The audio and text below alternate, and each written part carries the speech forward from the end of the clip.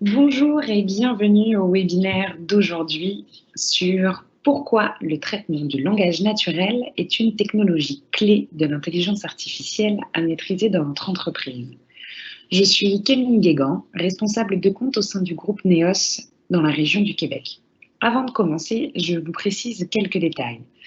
Nous organisons une séance de questions-réponses en direct à la fin du webinaire et nous avons activé la fonctionnalité Poser une question. Alors sur la droite de votre écran, vous pouvez écrire toutes les questions en fonction de l'avancement de la présentation et nous allons prendre plaisir à y répondre juste à la fin. Veuillez noter que la présentation et l'enregistrement du webinaire vous seront partagés juste un petit peu après. Nous répondrons également donc individuellement à toutes les questions et si nous manquons de temps aujourd'hui pour la session, nous vous répondrons par courriel. Donc n'hésitez pas à indiquer votre nom. Dans ce webinaire, notre conférencier invité Roger Vendôme partagera avec vous les bases du NLP. Donc, qu'est-ce que le traitement du langage naturel et quelles applications pour les entreprises aujourd'hui ? Roger Vendôme est notre chef data scientist au sein du groupe NEOS. La carrière de Roger a été bâtie sur les principes fondamentaux de l'analyse de données, de la modélisation prédictive et de la prise de décision connexe. Avec 20 ans dans l'industrie du bureau de crédit, créant des pointages de crédit dans le monde entier, Roger possède un ensemble exceptionnel de compétences dans le domaine de la modélisation prédictive. Roger enseigne l'analyse commerciale et l'apprentissage automatique à l'Université de Toronto également. Alors, encore une fois, merci à tous d'être présents. Je vous souhaite un très bon webinaire et c'est sans plus tarder que je cède maintenant la parole à Roger. À toi. Merci beaucoup Camille et bonjour à tous et bienvenue à ce webinaire sur le NLP que nous allons découvrir ensemble. Alors sur l'introduction au NLP, vous voyez que j'ai marqué « Est-ce qu'un calculateur peut lire ?» Et en fait, c'est une des questions principales souvent qu'on me pose, puisque un ordinateur ou un robot, c'est avant tout un calculateur, ça fait des opérations mathématiques. Et on s'aperçoit et on demande à ce calculateur de pouvoir lire un texte. Et donc, on se pose beaucoup la question de savoir comment est-il possible pour un calculateur qui ne fait que des opérations mathématiques de pouvoir lire un texte. Donc, ça fait partie des questions qu'on va se poser, auxquelles on va essayer de répondre.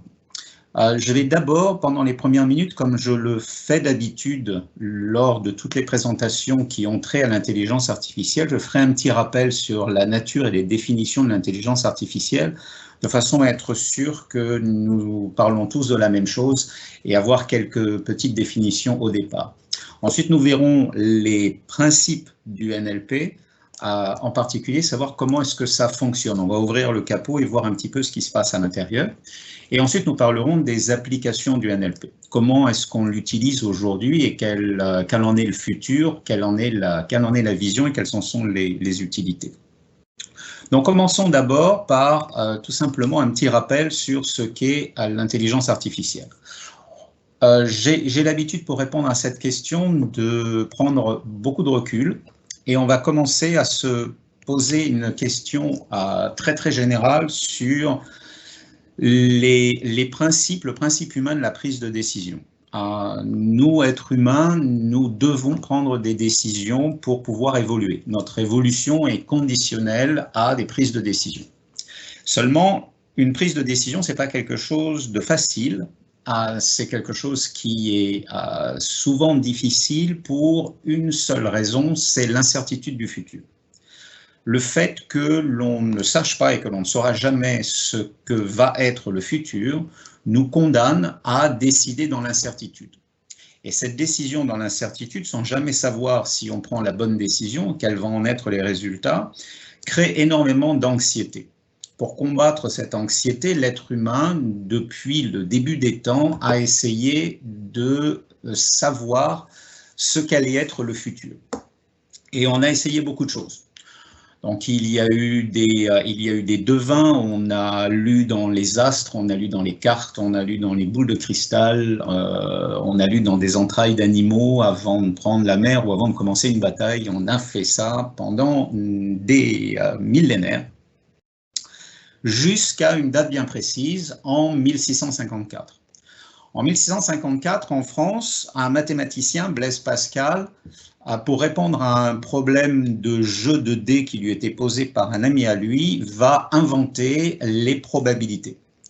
Et le calcul des probabilités modernes, telles qu'on les connaît aujourd'hui, donc, sont inventés par Pascal en 1654. C'est donc la première fois que l'on a une quantification précise de la probabilité d'occurrence d'un événement dans le futur, ce qui commence à permettre de prendre des décisions éduquées. Beaucoup de temps se passe et ensuite, en 1945, une autre date importante, Alan Turing va inventer le calcul automatique. Ce sont le prédécesseur des ordinateurs. Donc, de l'évolution des probabilités depuis 1654 et de l'évolution du calcul et donc des ordinateurs depuis 1945, les deux se rejoignent aujourd'hui dans ce monde qui est et que l'on appelle l'intelligence artificielle, mots qui ont été prononcés pour la première fois en 1956 par John McCarthy aux États-Unis durant une conférence. À partir du moment où il a prononcé ces deux mots, intelligence artificielle, ça a collé, ça a fait marcher les esprits, ça a fait marcher l'imagination et depuis, toute une industrie va se fonder autour de ces calculs d'intelligence artificielle.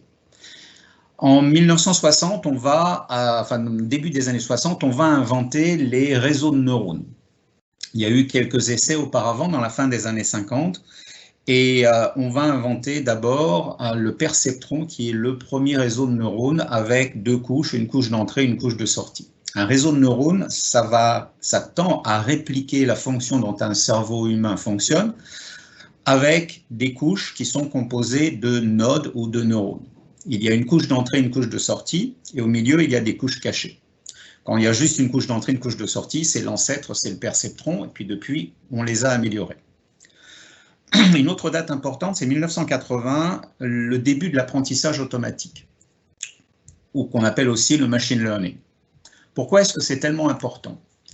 L'intelligence artificielle est fondée sur la modélisation prédictive. Donc des probabilités, on a créé des modèles prédictifs, on a donc une équation mathématique qui va nous donner la probabilité d'occurrence d'un événement dans le futur, par l'observation des événements passés et par l'observation des corrélations entre des événements passés et le présent.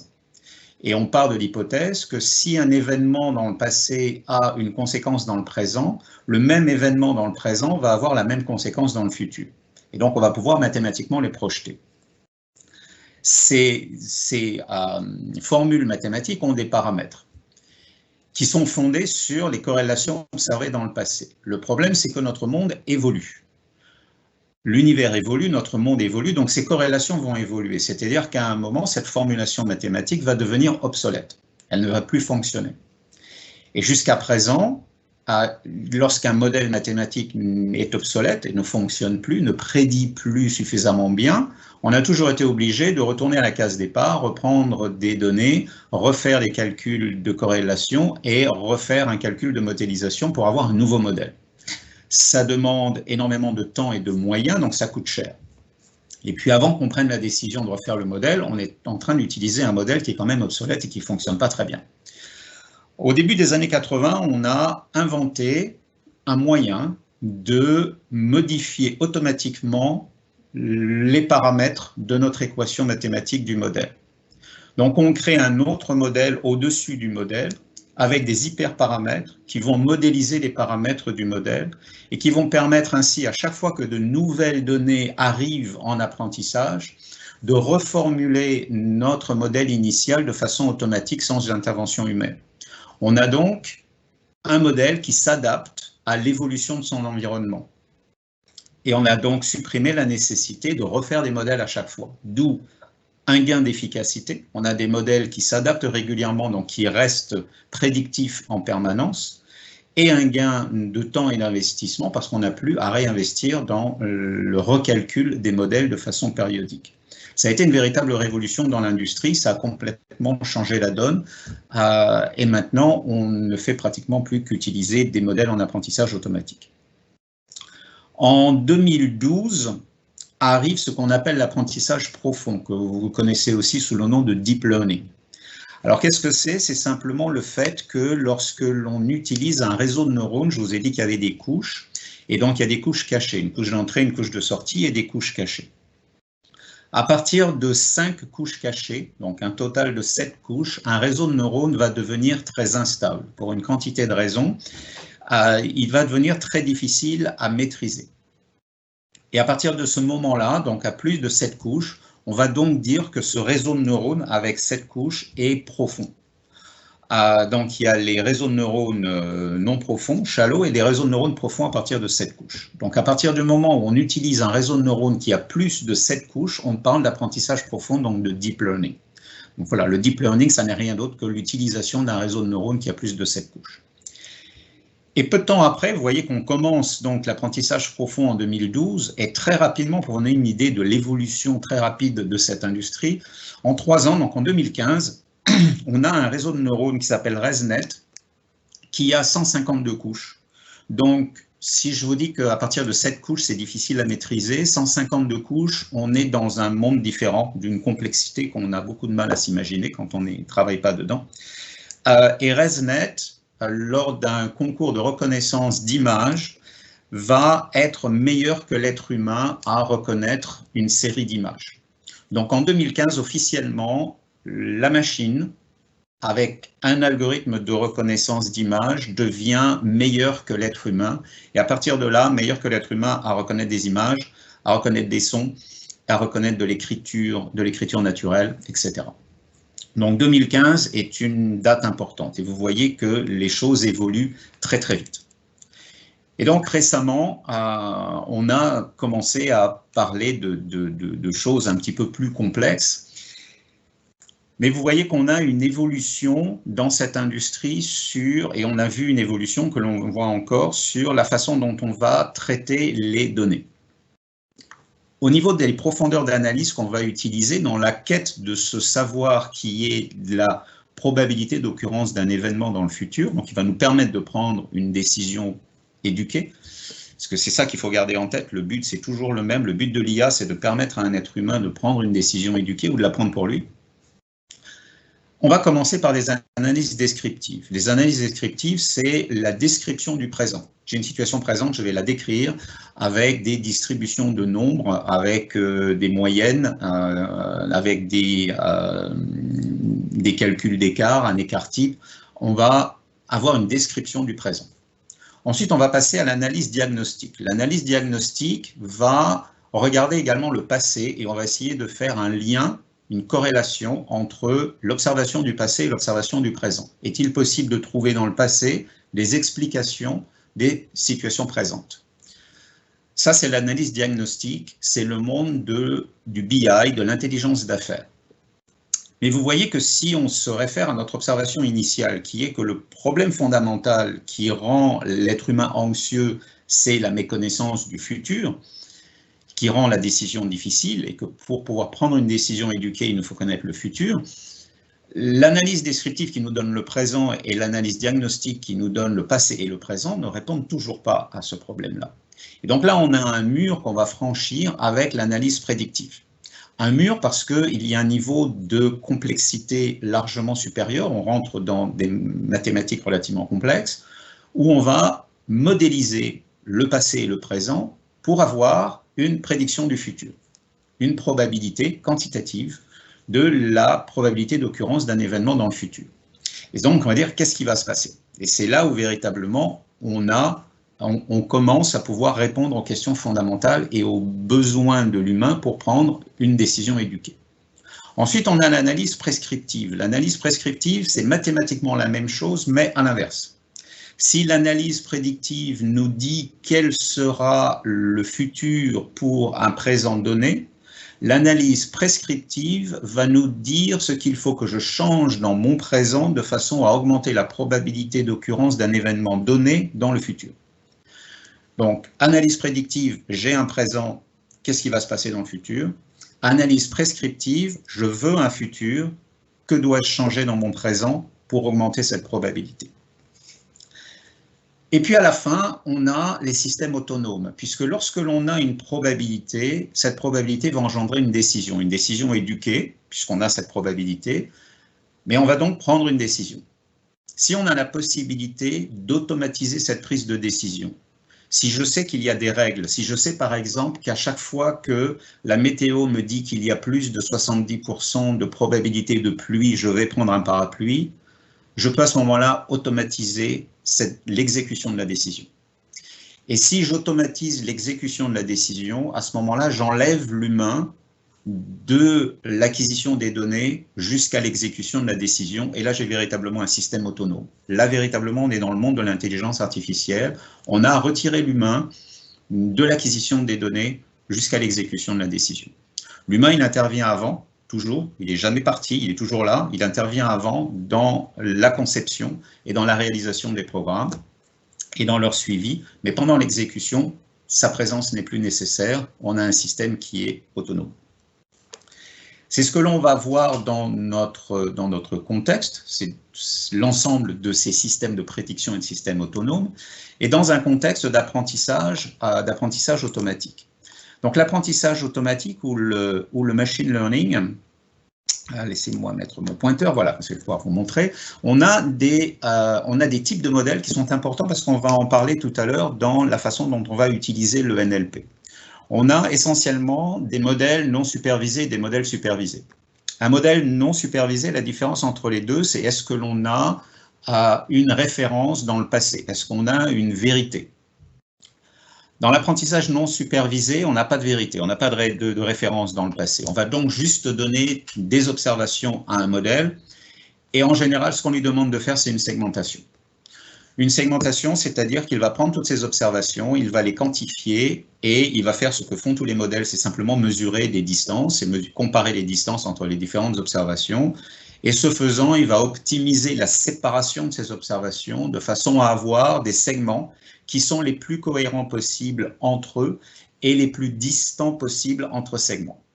Donc avoir des observations qui sont proches les unes des autres dans un segment et des segments qui sont les plus distants possibles les uns des autres de façon à faire la meilleure séparation possible. Donc ça, ce sont des algorithmes de segmentation. Ensuite, on a des apprentissages supervisés. Donc les modèles supervisés, on a une référence dans le passé, on a une vérité. Ce que l'on veut, c'est apprendre cette référence à un modèle de façon à ce qu'il puisse la répliquer dans le futur. Pour ça, on en a deux types principaux. On a les régressions. Les régressions sont des modèles qui vont nous prédire une dimension, un nombre. Par exemple, je veux prédire un prix, je veux prédire une distance, un poids, une vitesse. C'est sur une échelle, c'est numérique et je vais utiliser à ce moment-là une régression pour le prédire. Les autres modèles sont des modèles de classification. Eux vont nous prédire la probabilité d'appartenance d'une nouvelle observation à une classe. C'est l'utilisation, par exemple, des classifications d'images. Je vais prendre un modèle et je vais lui donner la référence du passé. La vérité, je la connais. Je vais lui montrer des images et je vais lui dire « ça, c'est un chien, ça, c'est un chat, ça, c'est une maison, ça, c'est un arbre ». Et je vais lui donner ces images à apprendre. Je vais le laisser faire, c'est lui qui va trouver les éléments, les motifs répétitifs qui font la différence et qui lui permettent d'identifier un chat, un chien, un arbre ou une maison. Et ensuite, je vais lui donner une image qu'il n'a jamais vue et je vais lui demander qu'est-ce que c'est. Et là, il va me dire, en faisant la comparaison, que ça a telle probabilité d'être un chien, telle probabilité d'être un chat, telle probabilité d'être une maison ou un arbre. Ça, ce sont les classificateurs très utilisés en ce moment. Tous les réseaux neuronaux sont d'abord des classificateurs. Et vous avez une série de classificateurs particuliers qui sont les classificateurs binaires qui calculent la probabilité entre seulement deux choix possibles. C'est vrai ou c'est faux, malade, pas malade, va payer, va pas payer. Les classificateurs binaires sont extrêmement utilisés dans une quantité d'industries. Et donc, je répète, tous les réseaux de neurones sont des classificateurs. Donc, ils sont vraiment très, très utilisés aujourd'hui. Et dans le contexte de ce qu'on va voir aujourd'hui du NLP, on va essentiellement utiliser de l'apprentissage supervisé et de la classification. On va être dans ce monde-là. Un mot très rapide, parce qu'il est sur cette image, sur l'apprentissage par renforcement, c'est quelque chose d'assez récent, qui est essentiellement utilisé dans le monde du jeu ou de la robotique. Ce sont des algorithmes qui apprennent par expérience et par punition et récompense. Si je demande à un algorithme, je lui donne comme but d'accumuler le maximum de points possible. À chaque fois qu'il va faire une action positive, je vais lui donner des points. Quand il va faire une action négative, je vais lui enlever des points. Et donc, il va très rapidement apprendre quelles sont les chaînes d'actions qui sont optimales de façon à pouvoir réaliser un objectif en gagnant le maximum de points. Donc, essentiellement utilisé pour la robotique et dans le domaine des jeux. Donc voilà, ça c'est le monde de l'apprentissage automatique. Donc simplement un rappel, savoir où on est dans ce monde-là et dans le monde de l'intelligence artificielle, et pour nous repositionner, puisque aujourd'hui, ce que l'on va voir dans le contexte du NLP, ce sont donc de l'apprentissage supervisé en classification. Et pour pouvoir faire, donc appliquer un modèle, on le voit, ce sont des calculs, donc on va utiliser un ordinateur qui ne fait que des calculs mathématiques, et comme je vous le disais tout à l'heure, en général, ces modèles-là calculent des distances et vont optimiser des distances entre des observations. Donc pour pouvoir calculer ces distances, on va créer un modèle, il faut bien entendu quantifier. Et si on veut appliquer ces modèles-là sur du texte, il va falloir quantifier le texte. Alors comment est-ce qu'on fait pour quantifier le texte? Comment est-ce qu'on fait pour avoir des nombres qui vont représenter de manière unique des mots et un ensemble de mots, un texte? Alors, il y a une quantité de façons de le faire, on va les voir en détail, mais si je vous pose la question d'abord, avant de voir la réponse, si vous avez un texte et je vous demande de quantifier ce texte, dites-moi comment est-ce que je vais pouvoir trouver des nombres qui vont caractériser ce texte? La première chose qui vient à l'esprit, c'est de compter les mots. Et effectivement, c'est ce qu'on fait. On va commencer par ça. Donc, on peut aller même un peu plus loin, on va compter les phrases, et on va compter les mots, et on va compter les lettres. À partir du moment où j'ai les phrases, les mots et les lettres, je peux déjà commencer à faire des ratios. Je peux calculer quelle est la moyenne de mots par phrase, quelle est la moyenne de lettres par mot. Et rien que ça, ça va me donner une idée du texte et de la différence de texte. Un livre pour enfants, Le petit chat est dans le pré. Vous voyez qu'en général, on a une moyenne de 3 à 4 lettres par mot, et on a des phrases courtes. Le traitement de la schizophrénie par les corticoïdes est une solution qui donne des résultats positifs. Vous voyez tout de suite qu'on a beaucoup plus de lettres, on a beaucoup plus de mots, les mots sont plus complexes, les phrases sont plus longues, on est dans un domaine différent. Donc déjà, rien que ça, ça va commencer à nous donner des idées précises quant au texte. Mais on va aller plus loin. Donc on a une quantité de traitements qui sont disponibles dans l'univers des outils du NLP qui vont nous permettre de quantifier le texte. Alors on a le premier qui est le SBD, Sentence Boundary Detection, qui va segmenter en phrases. Mais ensuite, des phrases, on va aller plus loin, on va aller sur la première étape qui est vraiment fondamentale, qui est la tokenisation. On va donc séparer les phrases et ensuite on va séparer les mots et séparer les lettres. Et la plupart du temps, quand on parle de tokenisation, on parle de séparation de mots. On va donc, dans le texte, séparer les mots et considérer chaque mot comme une entité individuelle, comme un token. Et on va commencer à les analyser séparément. L'étape suivante et la plupart des étapes suivantes vont aller dans le sens d'une simplification du texte. L'étape suivante va être la lématisation, c'est-à-dire que l'on va aller à la source du mot. On va aller au lemma qui est l'origine, la racine du mot. Si j'ai des verbes conjugués, par exemple, j'ai coureur, coureuse, courir, court, conjugués à différents temps, tous ces mots-là dans le texte vont être ramenés à leur origine, à leur racine, qui est le verbe courir. Alors, ça a plusieurs intérêts. Le premier, d'abord, c'est la simplification du texte, mais c'est également la possibilité d'identifier l'importance d'un concept dans le texte.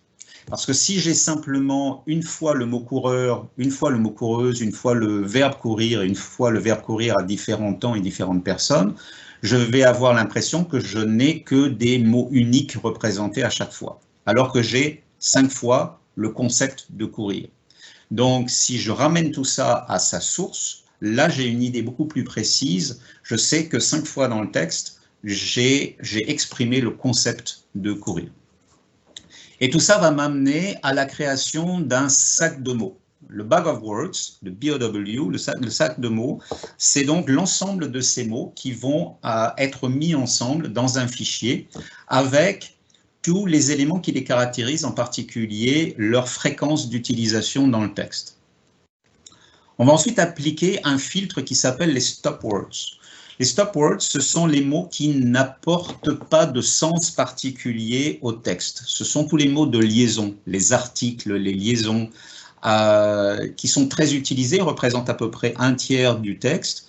Mais il n'y en a pas beaucoup dans la langue anglaise, par exemple, il y en a 32, dans la langue française, il y en a un petit peu plus, mais il y en a moins de 40, qui sont des mots qui n'apportent pas de valeur particulière au texte. Et donc, on va les enlever. On va créer un filtre et on va enlever ces mots. Alors, la liste de ces mots est quelque chose de fixé. C'est une base de données qui est disponible sur le cloud par les grands laboratoires de recherche et par les grandes librairies d'outils de NLP dont je vais vous parler tout à l'heure. Donc ça, c'est un travail qui a déjà été fait, qui est mis à notre disposition. Il suffit d'appeler ce filtre-là et on enlève l'ensemble des stop words de façon à simplifier le texte. Ensuite, on va avoir une étape importante qui est le POS. Le part of speech, c'est la qualification des mots.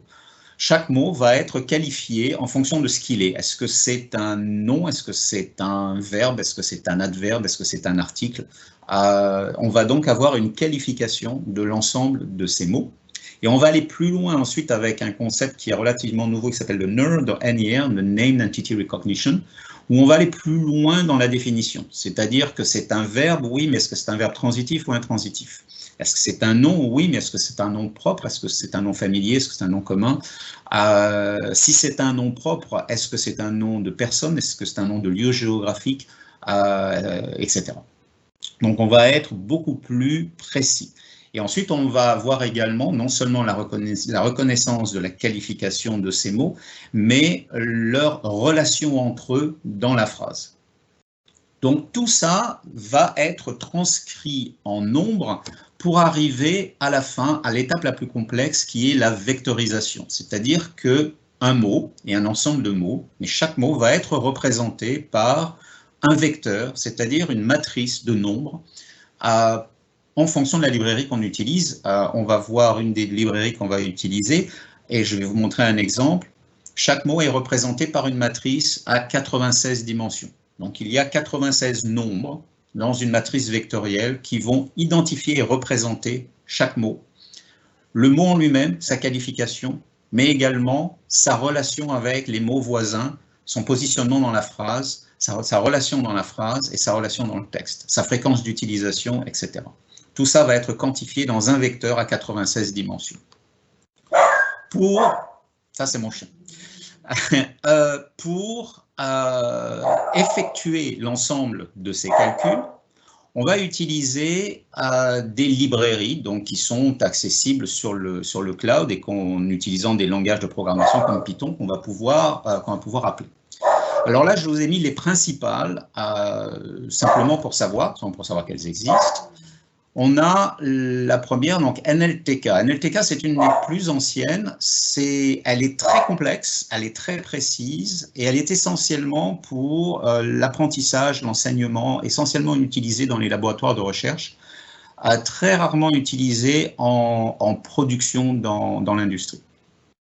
Ensuite, on a TextBlob qui est en fait construit sur NLTK. C'est une simplification d'NLTK.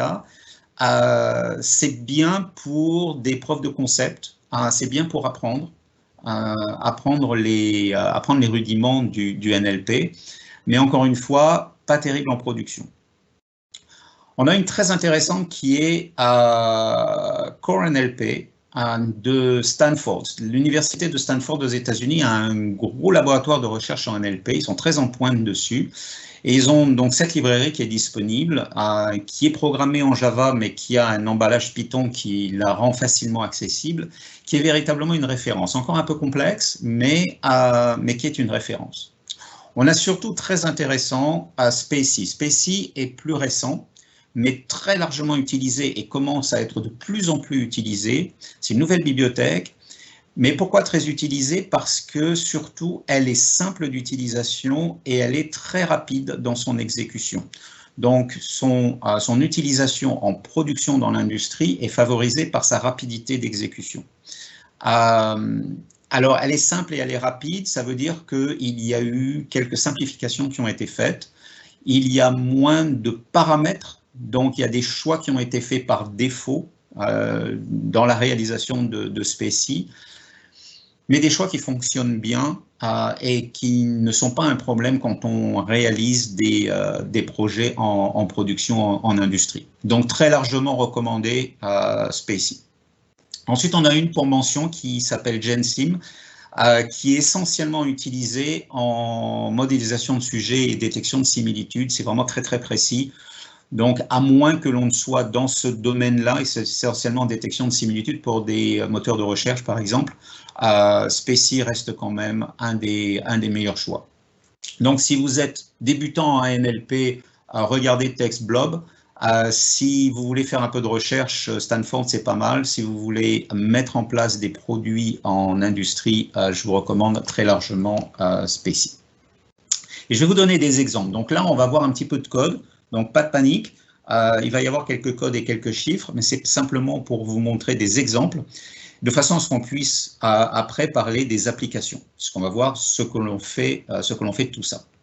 Alors voilà quelques exemples des différentes étapes dont j'ai parlé tout à l'heure. La tokenisation, donc le découpage en mots. Voilà un petit bout de texte avec deux phrases. J'ai pris les deux premières phrases du roman Salammbô, avec la première phrase qui est supposée être la plus belle phrase de la langue française. Donc, c'était à Mégara, faubourg de Carthage, dans les jardins d'Hamilcar. Les soldats qu'il avait commandés en Sicile se donnaient un grand festin, etc. Si j'applique ici donc le NLP de Spacy en tokenisation, je vais avoir un fichier qui s'appelle doc et qui est l'ensemble de tous les mots séparés. Donc, vous voyez que mes tokens sont les mots individuels, ainsi que la ponctuation. Donc, tout ça devient des entités individuelles.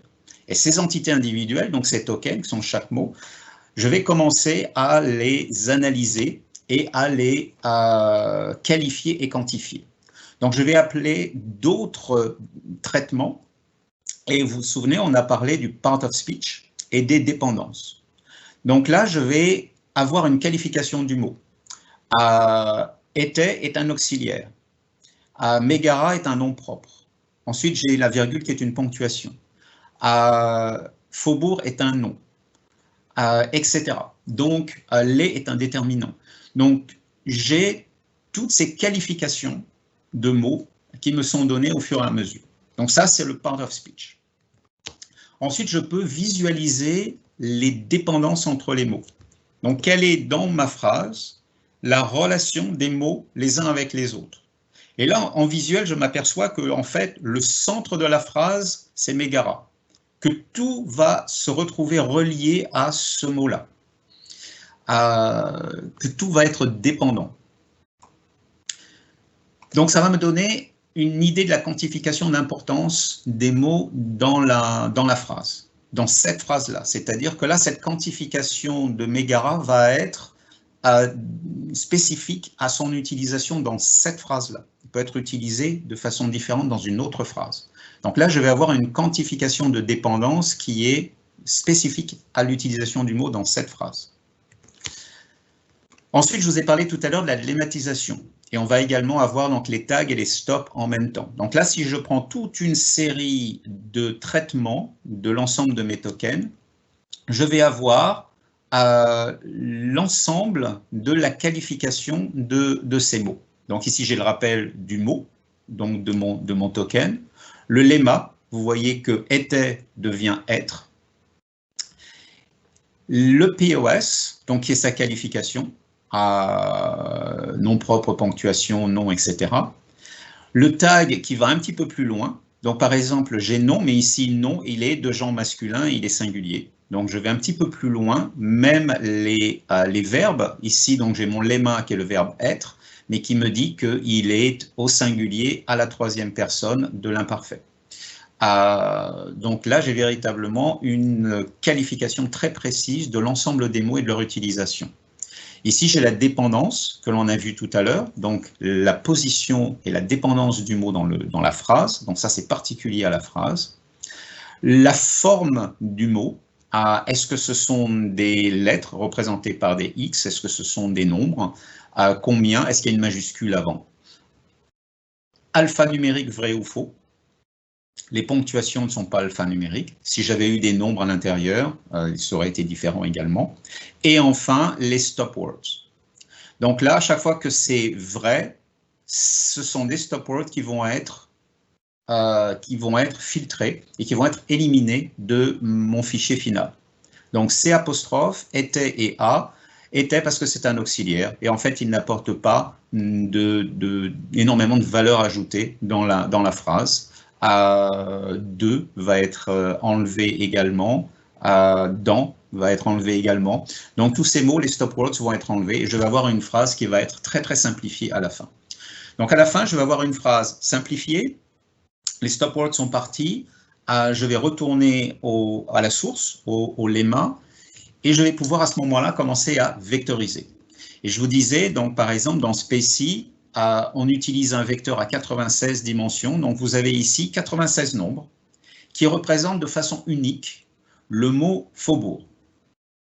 Alors là, le mot faubourg tout seul, puisque là je l'ai retiré de son contexte, je l'ai retiré de sa phrase.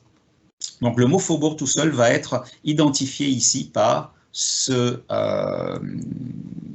matrice, ce vecteur à 96 dimensions. Donc ça, ce sont des calculs, pour arriver là, ce sont des calculs qui ont été faits par les laboratoires de recherche. Donc je vous parlais de Stanford par exemple, mais il y en a plein d'autres, qui ont fait des calculs à partir de ce qu'on appelle un corpus. Donc au début, on est d'abord obligé de choisir un corpus, c'est-à-dire un ensemble de textes. Et ils sont allés en général chercher sur le web aller récupérer l'ensemble de ce qui a été produit, de textes, d'articles, de papiers, de journaux, d'échanges sur les réseaux sociaux, d'emails, tout ce qui peut être publié, qui existe et accessible sur le net, a été récupéré et analysé. Donc on a analysé les fréquences d'utilisation des mots, les fréquences d'utilisation des mots dans les phrases, les fréquences d'utilisation des mots en fonction de leurs voisins, du voisin immédiat, de 2 voisins, de 3 voisins immédiats. On va jusqu'au niveau de complexité que les calculateurs sont capables de gérer et d'organiser et de calculer, de façon à obtenir ce genre de quantification. Ce genre de quantification est important puisque non seulement donc, on a celui-ci pour un mot, faubourg, on peut avoir la quantification de la phrase. Donc ici, c'est le vecteur en 96 dimensions qui me quantifie l'ensemble de cette phrase, donc l'ensemble de ces mots avec leur ponctuation. Et une fois qu'on a des vecteurs et qu'on a donc des nombres, ça veut dire qu'on peut faire des calculs.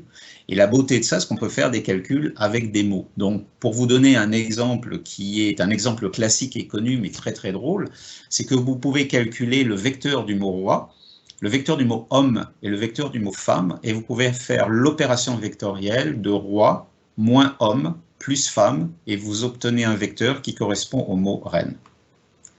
Donc, si je fais roi moins homme plus femme, j'obtiens reine. Là est concentrée toute la beauté du NLP et toute la possibilité de calcul que l'on peut faire en quantifiant les mots dans une phrase et dans leur appartenance générale à un corpus littéraire. Donc voilà, voilà ce qu'on trouve quand on ouvre le capot du NLP, voilà un peu comment est-ce que ça fonctionne. Et une fois qu'on a compris ça, maintenant qu'est-ce qu'on en fait ? Quelles sont les utilisations du NLP? C'est du traitement de langage, et le langage, c'est d'abord ce que l'homme a inventé pour pouvoir communiquer. Donc les êtres humains ont inventé le langage pour pouvoir communiquer entre eux. Si maintenant la machine est capable de s'approprier ce langage d'une certaine manière, ça veut dire que l'on va pouvoir communiquer avec la machine. Et c'est là le but. Qu'est-ce qu'on va pouvoir faire avec ça ? Alors, une des applications les plus connues, une application importante du NLP, c'est l'analyse de sentiments. Ça, c'est venu essentiellement de l'explosion des réseaux sociaux où des personnes commencent à partager des réflexions, partager des sentiments, et où on a des dialogues qui sont écrits et qui se retrouvent sur le cloud et qui sont disponibles. Les marketeurs ont tout de suite identifié l'intérêt, en particulier lorsque des consommateurs potentiels commencent à exprimer leurs sentiments vis-à-vis d'un produit. Et il est intéressant de savoir quelle serait la tendance de l'ensemble de ces discussions. Alors ça peut se faire de façon manuelle, on peut très bien avoir quelqu'un qui va lire l'ensemble de ces discussions et qui va les flaguer et les annoter. Vous imaginez que ça prendrait énormément de temps et qu'il faudrait des armées de personnes pour pouvoir le faire. Donc on a décidé d'utiliser les capacités du NLP et de créer des modèles. Donc vous vous souvenez tout à l'heure quand on faisait le rappel d'intelligence artificielle et je vous montrais l'ensemble des modèles qui existent, je vous ai dit qu'on allait s'orienter essentiellement vers des modèles supervisés et qui sont des classificateurs. Ben, c'est exactement ce que l'on fait. On va prendre l'ensemble de ces textes qui sont partagés par des consommateurs sur un produit. On va, et il faut le faire manuellement au départ, et on va les flaguer, on va les qualifier. On va dire ce texte, si on va sur quelque chose de simple, avec un classificateur binaire, positif ou négatif, ce texte a une tendance positive, ce texte a une tendance négative. Et on va donc y mettre des étiquettes pour l'ensemble. Une fois qu'on a un corpus de texte qui est relativement important, on va le présenter à un algorithme et on va lui dire, voilà, maintenant, apprends à reconnaître les textes positifs et des textes négatifs. Il va donc reconnaître, en utilisant les outils de NLP que l'on vient de voir, il va donc pouvoir quantifier l'ensemble de ces textes. Il va quantifier les mots, il va quantifier les phrases et trouver les motifs répétitifs dans ces nombres qui vont lui permettre de pouvoir identifier après sur un texte qu'on va lui donner. Et donc, quand après, on va lui donner un texte nouveau, il va pouvoir sortir une probabilité en disant, voilà la probabilité que ce texte soit positif ou que ce texte soit négatif. Ça permet d'analyser des corpus gigantesques de textes qui sont partagés sur les réseaux sociaux et de pouvoir les qualifier et d'identifier des tendances. Donc, vous imaginez que l'analyse de sentiments, essentiellement en termes de marketing, est quelque chose qui est énormément utilisé en ce moment, dans lesquels il y a beaucoup de travaux qui sont faits et des recherches qui avancent très très vite. Les chatbots, on les a tous utilisés. Au début, c'était un peu balbutiant et ça a créé un peu de frustration, mais ils sont de plus en plus performants. C'est la capacité d'interagir et de dialoguer avec une machine en tapant des phrases. Donc, on a le petit chatbot en général en bas à droite de l'écran sur un site internet et on va pouvoir commencer à dialoguer. C'est-à-dire qu'on va avoir un calculateur qui va analyser les phrases que l'on tape de façon à en percevoir le but, l'objet, la tendance, la qualification et pouvoir générer des réponses appropriées. Donc, il va pouvoir répondre à des questions relativement simples, de plus en plus compliquées aujourd'hui, ça devient de plus en plus performant. Si ça ne rentre pas dans ses capacités de réponse, va pouvoir réorienter la personne vers un être humain qui va avoir la qualification pour répondre, mais ça va réorienter vers la bonne personne parce que ça va avoir compris le sujet, la tendance. Alors bien entendu, les avantages sont considérables puisque ça permet d'avoir une interaction avec notre marché, avec nos clients, avec nos prospects, 24 heures sur 24, 7 jours sur 7. Et à moindre coût, puisque c'est simplement un ordinateur qui travaille en fond de tableau. Donc un outil très largement utilisé et qui devient très performant. Si on va un petit peu plus loin, si on remplace le texte par la reconnaissance vocale, on a aujourd'hui des assistants personnels et il est évident que dans le contexte sanitaire que l'on vit en ce moment et la masse de personnes qui travaillent de chez elles, il y a eu une gigantesque augmentation d'intérêt pendant les derniers mois sur les assistants personnels. Donc, ce sont des algorithmes qui vont répondre à la voix et qui vont pouvoir organiser le travail d'une personne. Donc, ça veut dire prise de rendez-vous, commander des taxis, commander des choses sur le net, gérer un calendrier, prendre des notes, etc. Alors bien entendu, les grands acteurs de ce monde que sont Google, Microsoft, Apple et Amazon ont créé leurs propres assistants personnels. On connaît tous Siri, on connaît tous Alexa. Il faut que je fasse attention quand je prononce le mot Alexa parce qu'elle réagit de l'autre côté de la pièce. Donc tous ont leurs assistants personnels qui évoluent de manière très très rapide également. Et ça, c'est quelque chose qui est très très en pointe en ce moment. Ça évolue très vite. Bien entendu, les traductions automatiques, le monde devient un petit village global. Et de plus en plus, on est appelé à interagir avec des personnes à l'autre bout du monde qui ne parlent pas notre langue. Évidemment, on aura toujours besoin de traducteurs à un moment, mais dans une première approche, dans une première phase, l'utilisation d'un traducteur automatique est de plus en plus utilisée et très utile. Pour traduire un email de façon instantanée, on peut même traduire des photos. On va même jusqu'à les traductions instantanées de conversation. Vous voyez ici un petit gadget qui est fait par Waverly Lab. Ce sont en fait deux oreillettes, deux petites oreillettes. Si je dois avoir une conversation avec une personne qui ne parle pas ma langue, j'en prends une, je lui en donne une. On les connecte sur les téléphones, sur deux applications, une application bien particulière. Et à ce moment-là, la personne va parler dans sa langue.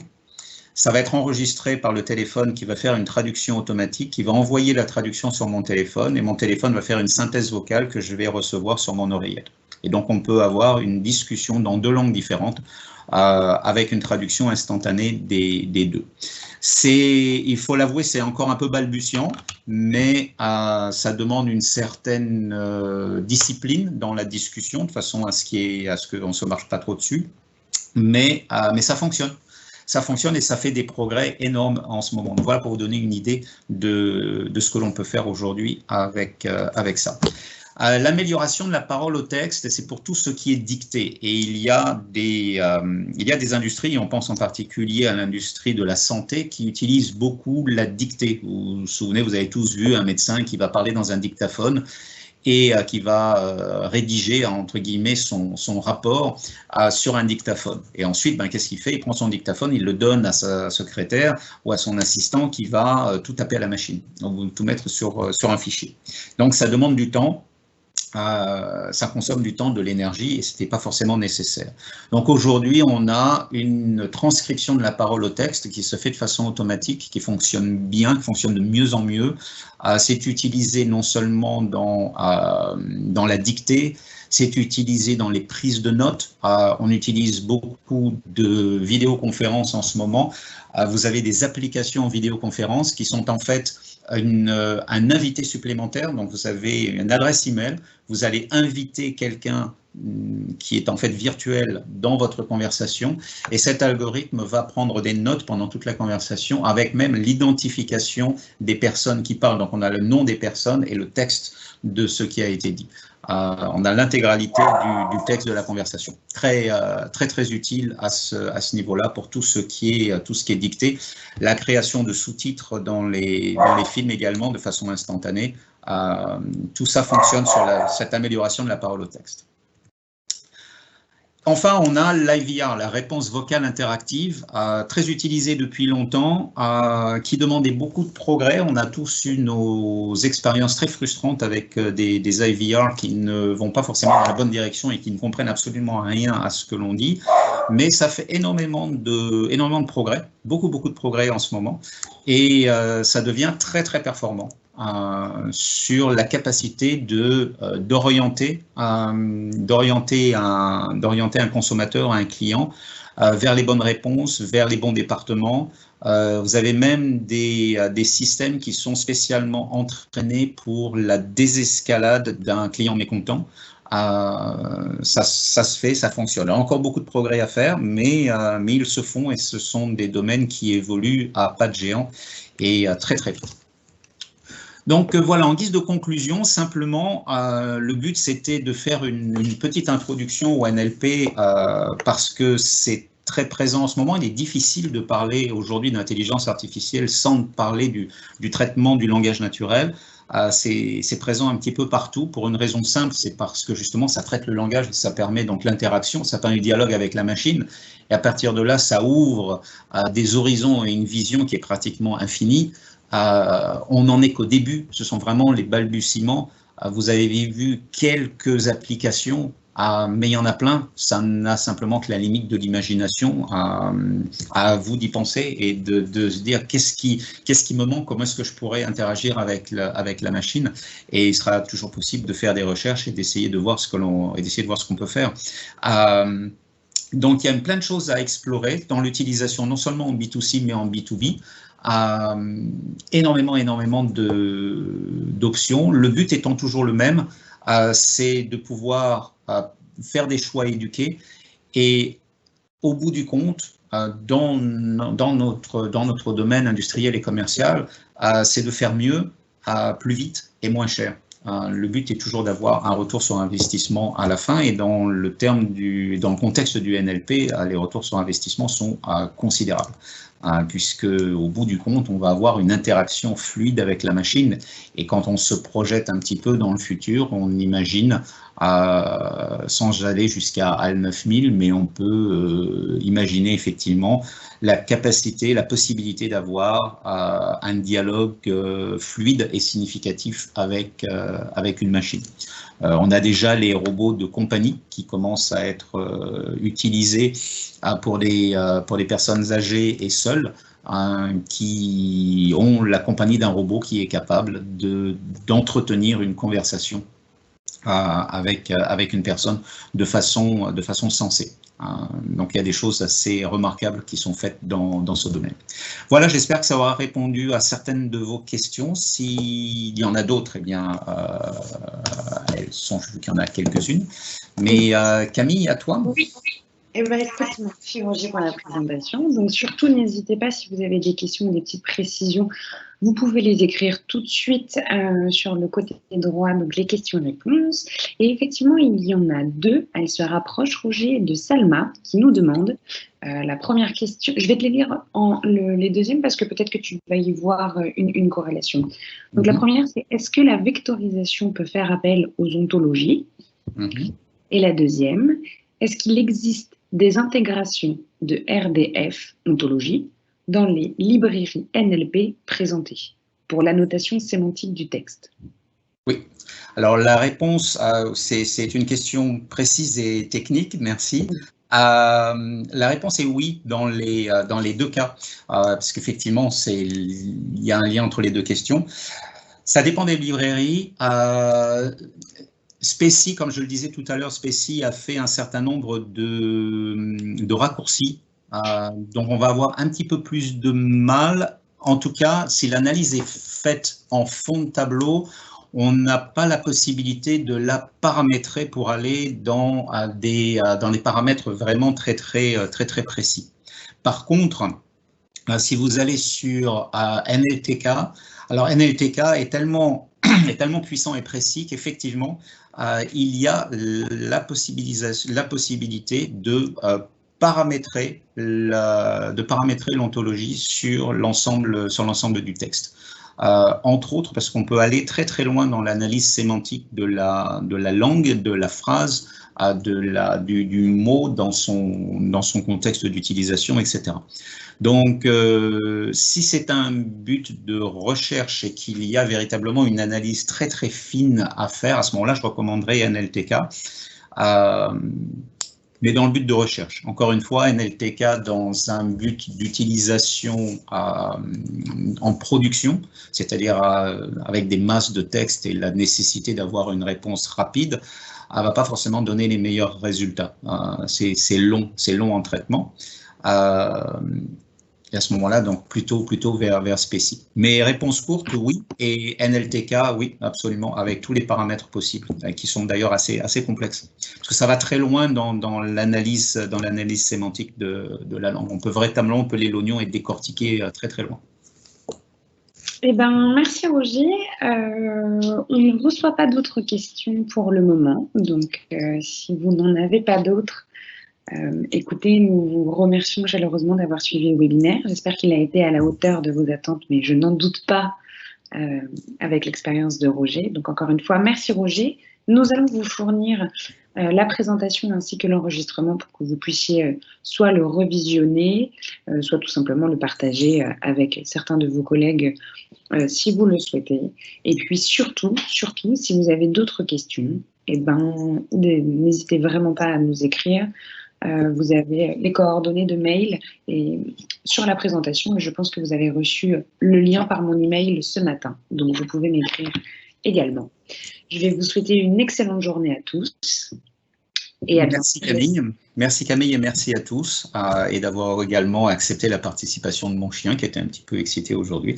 Mais ce sont les beautés du direct et de travailler à la maison. Donc voilà, encore une fois, j'espère que ça vous a plu, que ça a répondu à certaines de vos questions. Merci à Camille pour l'organisation et merci à tous pour votre présence. Je vous souhaite une excellente fin de journée.